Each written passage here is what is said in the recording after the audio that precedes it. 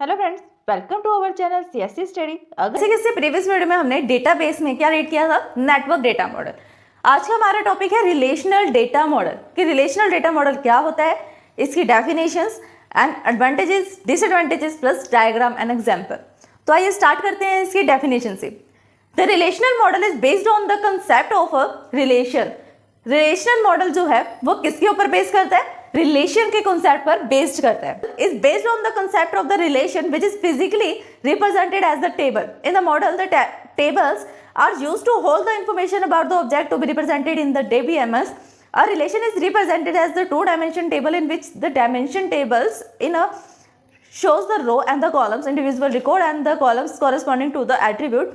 Each row is called the tuple and each column is called the attribute. A domain is a pool of values which is actual values appearing in the given column are shown.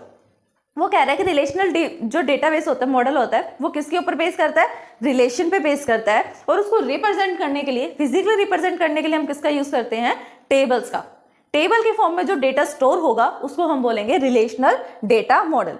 In this model the tables are used to store the information about the objects in the DBMS. कि database में जब हम किसी भी data को store करना चाहते हैं, लेकिन उस डेटा को स्टोर करने के लिए हम टेबल के कॉन्सेप्ट का यूज करने हैं, टेबल्स का यूज कर रहे हैं डेटा को होल्ड करने के लिए, तो उसको बोलते हैं रिलेशनल डेटा मॉडल।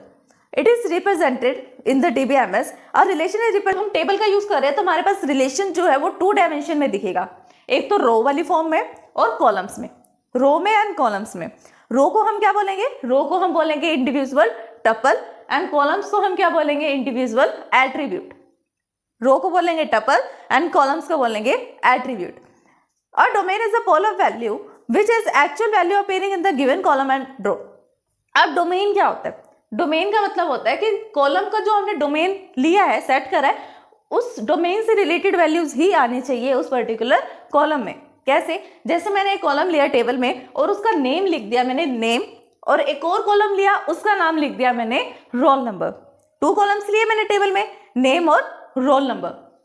अब नेम तो कैसे है? नेम में आप क्या डालोगे? किसी का फोन नंबर तो डालोगे नहीं। अगर आपने नेम नाम से कॉलम बनाया है तो उसके अंदर डेटा आप फोन नंबर तो एंटर करोगे नहीं, नेम ही एंटर करोगे। तो नेम में हम वैरचर का यूज कर रहे हैं।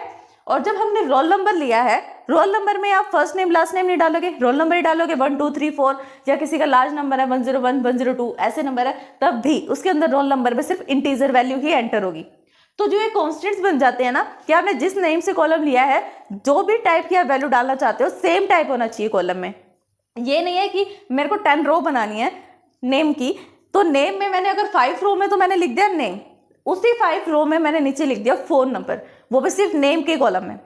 नेम नाम से ये कॉलम, लेकिन फर्स्ट 5 रोज में तो मैंने नेम लिख दिया और नेक्स्ट 5 रो में मैंने फोन नंबर लिख दिया। तो वो क्या है? आउट ऑफ डोमेन हो गया, डोमेन के बाहर हो गया, डोमेन के अंदर नहीं है। रिलेशनल डेटाबेस डेटा मॉडल का एग्जाम्पल या कहीं की डायग्राम से आपको शो हो रहा होगा कि यहाँ पर क्या है? स्टूडेंट नेम से टेबल है, उस टेबल में 4 कॉलम्स हैं। कौन से हैं वो? एक तो student ID, student name, student का सब्जेक्ट एंड मार्क्स। अब इसके अंदर देखो रो क्या है हमारे पास? 3 रो हैं। कौन सी है? 1015 1005 1001। 3 तो हमारे पास रो है एंड 4 कॉलम्स हैं। तो इनका रिलेशन कैसा हो गया? 2D रिलेशन हो गया, मीन्स 2 डायमेंशनल रिलेशन हो गया। नेक्स्ट थिंग हमने क्या पढ़ा? एट्रीब्यूट्स क्या होते हैं? एट्रीब्यूट्स होते हैं हमारे पास कॉलम्स। जैसे स्टूडेंट आईडी का कॉलम है, स्टूडेंट नेम का कॉलम है, सब्जेक्ट का कॉलम है, तो इनको हम क्या बोलेंगे? एट्रीब्यूट्स बोलेंगे। और रो को हम क्या बोलते हैं? टपल। टपल जैसे कैसे? 101 1001 जो है वो क्या है? एक पूरी टपल है। 1015 क्या है? पूरी टपल है। टपल मीन्स पूरी रो है जिसके अंदर पूरा डेटा स्टोर हो रहा है। रो पता लग गया, कॉलम पता लग गया, एट्रीब्यूट किसे बोलते हैं, टपल किसे बोलते हैं, वो पता लग गया। अब देखते हैं डोमेन क्या होता है। डोमेन कैसे लोगे आप? जैसे आपने स्टूडेंट नेम का कॉलम लिया, अब स्टूडेंट नेम के कॉलम में आपने क्या लिखा? नेम ही लिखा है ना। मैरी लिखा, जोन्स लिखा, स्मिथ लिखा, नेम ही तो लिखा है ना। आपने स्टूडेंट आईडी तो नहीं लिखी नेम वाले कॉलम में। ऐसी सब्जेक्ट लिख रहे हो तो सब्जेक्ट में आप मार्क्स तो एंटर नहीं करोगे, मार्क्स के लिए अलग कॉलम है, सब्जेक्ट के लिए अलग कॉलम है। तो जिस नेम से हम कॉलम का नेम ले रहे हैं, जिस डोमेन से उसका नेम ले रहे हैं, तो सारी वैल्यूज उसी डोमेन में एंटर होनी चाहिए। नेम लिखा तो नेम लिखो, रोल नंबर्स लिखा तो रोल नंबर्स लिखो उस कॉलम में, स्टूडेंट आईडी लिखी है तो स्टूडेंट आईडी लिखो, मार्क्स है तो मार्क्स लिखो, डोमेन फिक्स हो जाता है। आता है नेक्स्ट हमारे पास basic operation on the relational data model. Relational data model पे बेसिक ऑपरेशन क्या है? इंसर्शन है, डेटा में आप इजिली डेटा को इंसर्ट कर सकते हो टेबल में, डिलीट भी कर सकते हो और अपडेट भी कर सकते हो। इनफैक्ट जितने भी आप डेटा मॉडल्स को रीड करोगे डीबीएमएस में, सब में सेम ही ऑपरेशन होते हैं, बेसिक ऑपरेशन, डिलीट करना, इंसर्ट करना और अपडेट करना। इस थ्योरी में बस एग्जांपल दे रखे हैं कि आपको इस पर्टिकुलर रो को, कॉलम को डिलीट करना हो या ऐड करना हो तो कैसे करोगे। थ्योरी है वो आप रीड कर लो। इंसर्शन, डिलीशन और अपडेशन का मीनिंग मैंने आपको समझा दिया। इंसर्शन का मतलब होता है इंसर्ट करना, मतलब नए डेटा को ऐड करना। डिलीट का मतलब होता है डिलीट कर देना। अपडेट का मतलब होता है कि जो डेटा हमारे पास है उसमें कुछ चेंज करना। देखते हैं हम advantages of the DBMS. DBMS में रिलेशनल मॉडल की जो एडवांटेजेस हैं वो क्या है? फर्स्ट है इजी टू यूज, इसको यूज करना इजी है। The revision of any information as the table consisting of the row and column is much easier the understand. जितने भी अब तक हमने मॉडल्स रीड करे, हायरार्किकल मॉडल, नेटवर्क मॉडल, उनके अंदर क्या था? यूज करना तो इजी था, लेकिन जब उसका हम रिलेशन डिफाइन करते थे लॉन्ग डेटा में तो वो डिफिकल्ट हो जाता था उसके रिलेशन को डिफाइन करना। अब हमें पता है कि 1015 का ये यहाँ से कॉलम स्टार्ट हो रहा है, ये इसका रोल नंबर है, ये इसका मार्क्स है, ये सब्जेक्ट है, ये नेम है, ये फोन नंबर है, फादर नेम है। एक ही रो में चालू है, जितना भी सारा डेटा है वो एक टपल में है, तो इजीली हो गया उसको डिफाइन करना। रो का कॉलम से रिलेशन क्रिएट करना भी इजी हो गया, तो इसलिए क्या ये इजी टू यूज है और इजी टू अंडरस्टैंड भी है। Next flexibility. फ्लेक्सिबिलिटी कैसे है? इजी टू यूज है तो फ्लेक्सिबल भी है कि जब भी हम इसमें चेंज करेंगे तो उस चेंजेस को ये क्या कर लेगा? अडॉप्ट कर लेगा। फिर आता है डेटा इंडिपेंडेंस। इसमें डेटा इंडिपेंडेंस है, जितने भी पुराने मॉडल रीड करे उसमें लैक ऑफ डेटा इंडिपेंडेंस थी, लेकिन इस मॉडल में डेटा इंडिपेंडेंस है। मतलब अगर मैंने चेंज कर दिया अपने डेटाबेस में तो मुझे एप्लीकेशन में जाकर चेंज नहीं करना पड़ेगा, लेकिन हायरार्किकल और नेटवर्क मॉडल में डेटाबेस के साथ साथ डेटाबेस की एप्लीकेशन में भी चेंज करना पड़ता था। फिर आता है स्ट्रक्चरल इंडिपेंडेंस। स्ट्रक्चरल इंडिपेंडेंस में क्या आता है? In the relational model changes in the database structure do not affect the access. अगर अपने डेटाबेस में हमने कुछ चेंज करा है तो उसको चेंज करने के बाद हमारे डेटाबेस के स्ट्रक्चर पर कोई इफेक्ट नहीं पड़ेगा, स्ट्रक्चर वही रहेगा, उसको एक्सेस भी हम वैसे ही करेंगे जैसे पहले कर रहे थे चेंज करने से पहले। Ad hoc query capabilities. इसमें क्या आता है? The presence of very powerful and flexible easy to use query capable one of the main reason for the immense popularity of the relational DBMS data model. The query language is relational DBMS is structured query language. जैसे हमने पहले पढ़ा उसके अंदर क्या था? हमें pointers का यूज करते थे। हायरार्किकल और नेटवर्क मॉडल में हम पॉइंटर्स का यूज करते थे अपने नोट्स को, अपने डेटा को एक्सेस करने के लिए, लेकिन जब रिलेशनल डेटा मॉडल की बात आती है तो उसमें डेटा को एक्सेस करने के लिए हम किसका यूज करते हैं? क्वेरीज का यूज करते हैं। क्वेरी रन करते हैं और उनका यूज करते हैं। कौन सी क्वेरी लिखेंगे हम?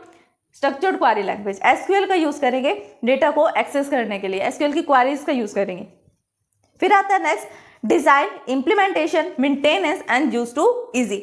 डिजाइन करना मतलब टेबल बनाना, इंप्लीमेंट करना, उसको मेंटेन करके रखना, बहुत ज्यादा क्या हो जाता है? यूजेस भी उसका इजी हो जाता है। फिर क्या आता है नेक्स्ट? डिसएडवांटेजेस। डिसएडवांटेज में क्या आता है? Hardware overheads. हार्डवेयर ओवरहेड में क्या होता है कि अलग से हमें हार्डवेयर की इसमें नीड पड़ती है। फिर आता है परफॉर्मेंस। परफॉर्मेंस में क्या आता है? In the relational database uses simple mapping logical tables to the physical structure. Indexing and hashing techniques are used to access the table data. Concerning the constant processing, it is severely limit the perform. अब जब हम इसे retrieve कर रहे हैं database में, वो भी फिजिकल स्ट्रक्चर में से, तब हम किस टेक्निक का यूज कर रहे हैं? इंडेक्सिंग और हैशिंग टेक्निक का यूज कर रहे हैं, जिसके कारण से इसकी प्रोसेसिंग क्या हो जाती है? स्लो हो जाती है। Ease of the design can lead to bad design. Design करना आसान था लेकिन वो कैसे बैड में चेंज हो गया? In the relational model use need to know complex detail of the physical data storage.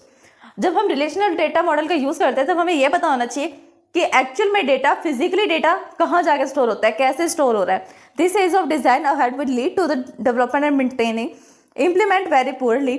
अगर इसका नहीं पता होगा, जो डिजाइन कर रहा है डेटाबेस को, डेटा मॉडल को, अगर उसको नहीं पता होगा इन चीज़ों का, तो वो क्या करेगा? इजी डिजाइन करने की बजाय बैड डिजाइन कर लेगा। आसान तो बना देगा लेकिन उसका डिजाइन क्या हो जाएगा? गलत हो जाएगा, रॉन्ग बन जाएगा डिजाइन।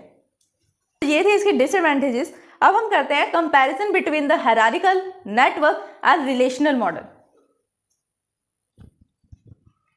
यहां पर हमने अब तक जितने भी मॉडल्स रीड करे हैं, हायरार्किकल, नेटवर्क और रिलेशनल, तीनों के बीच में हमें कंपैरिजन करना है। तो फर्स्टली देखते हैं हम हायरार्किकल मॉडल में। Organize the record in the tree structure. सबसे फर्स्ट डिफरेंस तो यही आ जाता है कि तीनों जो हमारे पास रिलेशनल डेटा मॉडल्स हैं, उनका स्ट्रक्चर कैसा है। फर्स्ट डिफरेंस यही आता है। हायरार्किकल में जब हम डेटा को स्टोर करते हैं तो कौन से स्ट्रक्चर का यूज करते हैं? ट्री डेटा स्ट्रक्चर का। और जब हम नेटवर्क का यूज करते हैं तो किसका यूज करते हैं, प्लेक्स डेटा स्ट्रक्चर का, प्लेक्स या ग्राफ डेटा स्ट्रक्चर का। और रिलेशनल का यूज कर रहे हैं तब हम टेबल्स के फॉर्म में अपने डेटा को स्टोर करते हैं। फिर आता है रिलेशन बेस्ड। रिलेशन के बेस पे कैसे कंपैरिजन करें इनका, पे कैसे कंपैरिजन हो रहा है, the relation of the type 1 to many are supported. Hierarchical में जो डेटा मॉडल है उसके अंदर रिलेशन कैसे डिफाइन होता है, सबसे पहले रूट के बाद पेरेंट के बाद आगे फर्दर चाइल्ड। कैसे है, एक पेरेंट है, पेरेंट के मैनी चाइल्ड्स हैं, तो कैसा रिलेशन हो गया, 1 to many हो गया, रिलेशन हो गया। फिर आता है नेटवर्क में क्या था, मैंने जैसे आपको बताया था, नेटवर्क में ना तो कोई पेरेंट चाइल्ड होता है, ना कोई चाइल्ड नोड होता है, ना पेरेंट नोड होता है। जितने भी नोड्स होते हैं वो आपस में कनेक्ट हो सकते हैं। इसमें 1 to many का भी रिलेशन हो सकता है कि एक नोड है वो फर्दर बहुत सारे नोड के साथ कनेक्टेड है। ऐसा भी हो सकता है कि 1 to 1 नोड है, एक नोड एक के साथ ही कनेक्ट है, ऐसा भी हो सकता है। या ऐसा हो सकता है कि बहुत सारे नोड हैं, n नंबर ऑफ नोड्स हैं और वो एक नोड के साथ कनेक्ट है। फोर्थ कंडीशन क्या हो सकती है, n to n मीन्स बहुत सारे हमारे पास नोड्स हैं और जो कनेक्शन हो रहा है जिनके साथ वो भी बहुत सारे नोड्स हैं, नंबर ऑफ नोड्स हैं और वो कनेक्टेड भी नंबर ऑफ नोड्स के साथ हैं। रिलेशनल में बात करें तो रिलेशनल में कैसा होगा, 1 to many होगा एंड many to 1 होगा। Useful only in the use of hierarchical relation. Hierarchical model का तब हम यूज करेंगे जब हमें हायरार्किकल रिलेशंस बनाने हो, ट्री की तरह रिलेशन क्रिएट करना हो। नेटवर्क का जब हम यूज करेंगे जब मैनी टू मैनी करना हो, और ज्यादातर हम रिलेशनल कब यूज करते हैं, रियल टाइम सिनेरियोज में यूज करते हैं। फोर्थ आता है relation among the record physically implementation using the pointer. जब हायरार्किकल का यूज कर रहे हैं तो पॉइंटर का यूज करेंगे इसको क्रिएट करने के लिए। नेटवर्क का यूज कर रहे हैं तो नेटवर्क में लिंक लिस्ट का यूज होता है, और रिलेशनल में 2D का यूज होता है, मतलब 2 डायमेंशनल रोज एंड कॉलम्स का यूज होता है। हायरार्किकल मॉडल क्या है, सिंपल है। नेटवर्क क्या है, कॉम्प्लेक्स। और रिलेशनल क्या है, वेरी सिंपल। नेक्स्ट है searching of the data is difficult in the hierarchical model. Hierarchical model में सर्च करना क्या है, डिफिकल्ट है। नेटवर्क में इजी है और रिलेशनल में वेरी इजी है। इंसर्शन क्या है, एग्जिस्ट ही नहीं करता। एनोमलीज जो है वो रिलेशनल में नहीं है, नेटवर्क में नहीं है, लेकिन हायरार्किकल में इंसर्शन एनोमलीज है। फिर आता है deletion anomalies existing, it is difficult to delete the parent node. Delete करने में हमें कब परेशानी आती है, हायरार्किकल में, जब हमें पेरेंट नोड को डिलीट करना होता है। लीफ नोड होंगे जिनके आगे फर्दर चाइल्ड नहीं है, उसको तो हम इजीली डिलीट कर देंगे, लेकिन जिनके आगे फर्दर चाइल्ड है, जो पेरेंट नोड है, उनको डिलीट करना क्या हो जाता है, डिफिकल्ट। नेटवर्क मॉडल में डिलीशन जो है, डिलीशन एनोमलीज नहीं आती, और जो रिलेशनल है उसके अंदर भी डिलीशन एनोमलीज नहीं आती। Updation problem exist, updation problem आती है हायरार्किकल में, अपडेशन प्रॉब्लम जो है नहीं आती नेटवर्क में। और रिलेशनल में जब हम बात करें तो अपडेशन जो है is very easy to perform, updation करना बहुत ज़्यादा इजी हो जाता है, प्रॉब्लम आने की तो कोई चांस ही नहीं है। फिर आता है 10th point, less data independence. Data independence जो है हायरार्किकल में वो क्या है, लेस है, नेटवर्क में पार्शियल है, और रिलेशनल में डेटा इंडिपेंडेंस फुल है, फुली डेटा इंडिपेंडेंस है। फिर आता है प्रोसीजरल, 11th पॉइंट है प्रोसीजरल एक्सेस लैंग्वेज।